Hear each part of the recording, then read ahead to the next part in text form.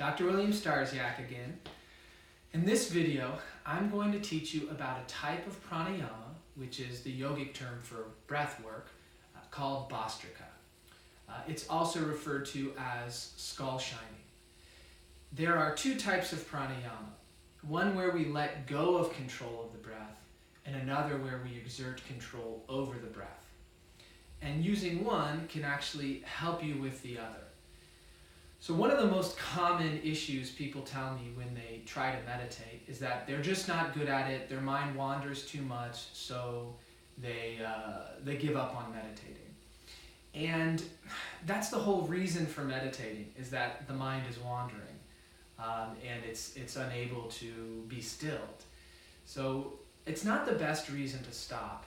And there are other ways to work with that wandering mind, but this type of pranayama, bastrika, skull shining, can be used as a way to create a bit of mental space, a bit of a clearing where the mind is still for a period of time, to help a beginner who thinks that it has to be calm right away.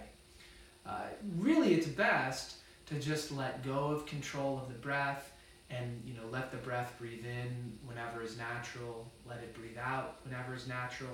But when the mind has so much turmoil that we just can't bring ourselves to sit in that state, this breath is helpful. So in doing it, you can take a cross-legged position. Today I'm going to demonstrate a seated position. In general, with any sort of meditation or breath work, if you have the hips slightly higher than the knees, it'll create a nice, mild anterior pelvic tilt that will take away any effort needed to sit up straight.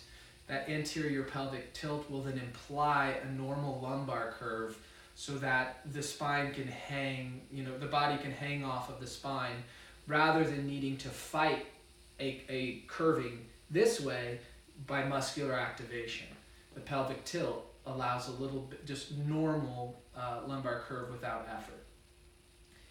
And for this breath, you can rest your hands in your lap. There are different mudras you can use, but to begin, just rest your hands upwards on your knees. And you close your eyes and focus on a space between your eyebrows. And it's a pulsing breath, so you can rest your hand on your abdomen. When you exhale, your abdomen should go in. And when you inhale, it will come back out. And it looks like this right here. You can start slow, like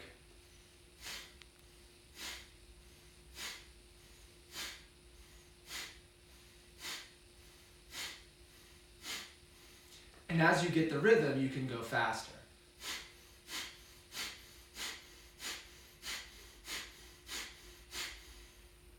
In the beginning, you may only do 20 or so repetitions of this. You can do 20 repetitions and then rest. Let your breath just be normal and follow it like the normal breathing meditation, where you count when you're breathing in 1 and out 1, and then the second breath you count in 2 and out 2, and so on and so forth up to 10, and then start back at 1. And then after pausing in that relaxed breathing for a while, you could do the pulsed breathing again. I find working up to about 100 of these pulse breaths is pretty good. That ends up putting you around a minute and a half or a minute of maintained breathing. And you'll find that it really moves the lymphatic fluid in the body, so it creates this feeling of flow. This is because the diaphragm is what pumps lymphatic fluid, the changing pressure of respiration.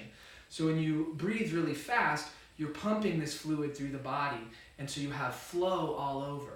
If you maintain this breath for a while, you're also going to blow off CO2, so you'll create a temporary alkalosis in your bloodstream, and that alkalosis will create a chemical reaction that causes these proteins in your blood to bind up calcium. So it also creates a pseudo-hypocalcemia, which can cause your fingers, tips to tingle, and then if you continue going for quite a while, you can actually go into a sort of spasm of the muscles of the hands. And that's normal in true hypocalcemia. But in this case, as soon as you stop, that spasming will resolve very quickly, and there will, though, for a minute or two, continue to be a sort of buzzing throughout the body. That's nothing to be afraid of, but it is important that you start slow with this and you see how you respond to it before you do too much. As always, if you have any medical conditions, consult your doctor before doing this.